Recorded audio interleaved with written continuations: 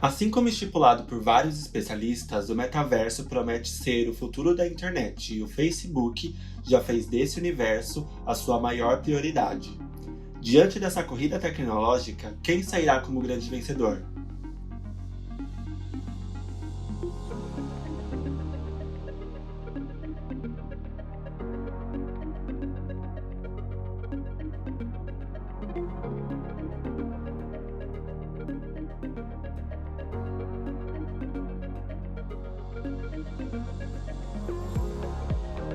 Desde seu surgimento, a tecnologia sempre esteve relacionada a temas políticos, seja por conta do seu poder na movimentação social ou controle de dados.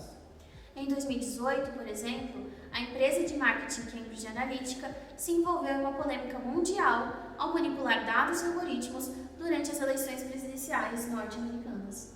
Na época, a empresa usou informações privilegiadas para direcionar anúncios específicos no Facebook.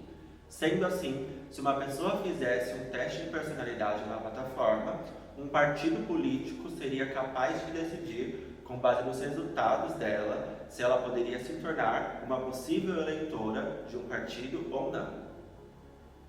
Desse modo, determinadas organizações aprenderam a manipular as mídias sociais a favor de alguns grupos específicos, o que preocupa ainda hoje muitas pessoas.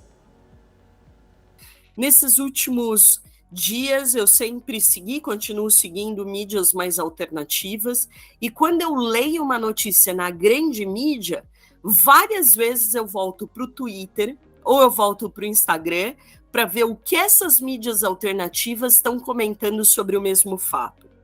Por quê? Porque uma coisa é a ideologia, a verba que está rolando nas grandes mídias, independente do posicionamento político. Outra coisa é quando você tem movimentos menores que vão trazer essa notícia de um olhar mais do espectador, de um olhar mais do ser humano, do cotidiano, do dia a dia. Hoje, antes de entrar aqui, eu estava lendo que aquele perfil que eu choquei foi um dos mais acessados esse ano no Brasil. E o que eu choquei? Ele vai cobrindo eventos políticos, culturais, sociais, pela perspectiva mais humanista da coisa, mas ele vai dando o fato minuto a minuto.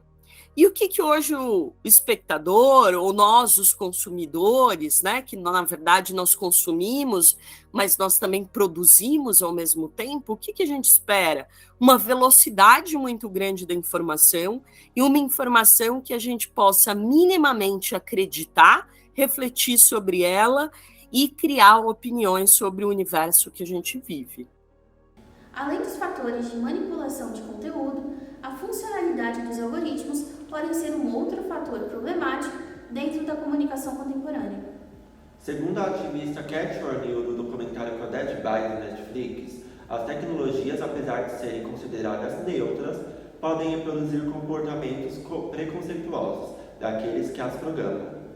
Em junho de 2015, por exemplo, um usuário do Google Fotos descobriu que o programa etiquetava seus amigos negros como gorilas. Esse viés racista foi fruto de uma ideologia de racismo estrutural que foi replicada dentro da plataforma. O Google acabou se desculpando pelo acontecido, mas esses e outros preconceitos continuam preocupando muitos especialistas da área, entre eles a analista de impacto social, Keila Oliveira.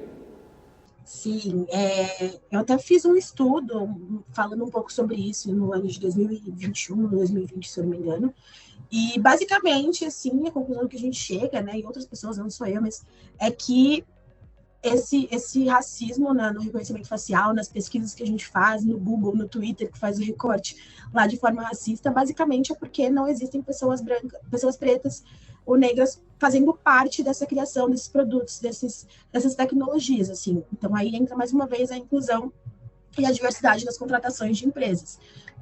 Para mim, basicamente, se a gente tem pessoas fazendo isso, a gente tem pessoas retratando pessoas diferentes, tem pessoas diferentes em destaque também, e eu acho que as empresas como um todo já têm olhado mais para a diversidade, mas eu acho que não pelo motivo certo, eu acho que ninguém está pensando nisso que a gente está falando agora.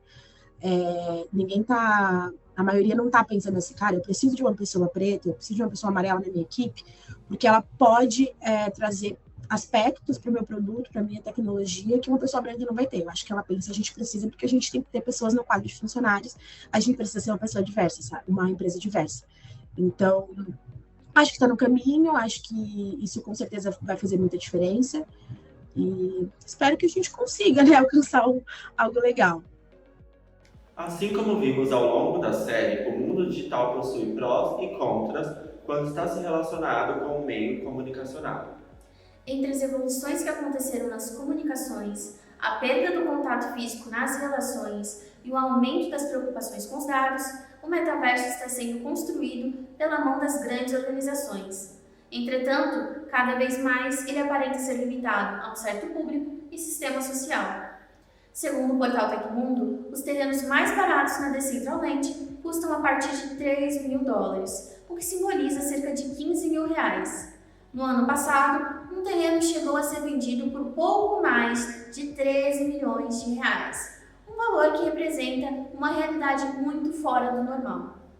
Então, essas grandes marcas como Coca-Cola, Nike, podem comprar um terreno digital porque eles têm dinheiro para comprar um terreno digital. Eu, como agência mural de jornalistas das periferias, eu não tenho dinheiro nem para comprar um terreno físico aqui, né, nesse planeta Terra que a gente tem hoje, quanto mais um terreno digital. Então, eu acho que as desigualdades elas vão continuar, porque no fundo, a gente está falando do capital. E quando a gente fala do capital, o capital ele vai ser transposto, né, de uma maneira que eu acho que é uma maneira igual do que a gente está trabalhando hoje nessa nossa realidade. Então, eu vejo como não vejo como nenhuma distinção, assim. Eu vejo que as desigualdades elas continuam. Eu vejo como um ambiente mais democrático, como um ambiente mais diverso. Não sinto que vai ter alguma alteração, não. Eu vejo como igual. Diante disso, podemos afirmar que o metaverso pode ser considerado uma tecnologia disruptiva e inovadora, mas ele permanece sendo uma plataforma exclusiva de grupos de alto poder monetário, que possuem um certo nível de educação midiática. Embora ele seja considerado um ambiente promissor e liberado para todos, o metaverso e suas vertentes replica a cultura de classes presente na sociedade atual. Esperamos que ao final da construção desse novo mundo se tenha mais saldos positivos do que negativos.